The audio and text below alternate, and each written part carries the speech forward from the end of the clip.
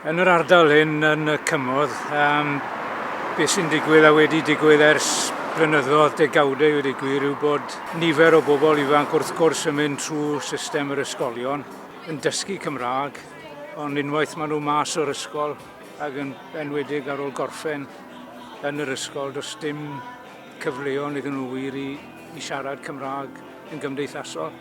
Na bod llwyth o bobl ifanc wneith ddim siarad Cymraeg, ond o ddechrau sgwrs gyda nhw, mae'n dod yn amlwg wedyn bod nhw yn gallu siarad yr iaith. Ni o leia wedi bod trwy'r ysgol.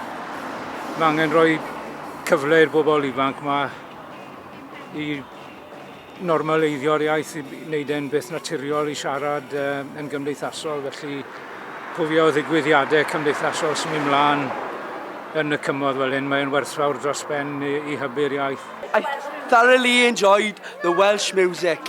Fi siarad Gymraeg fi an.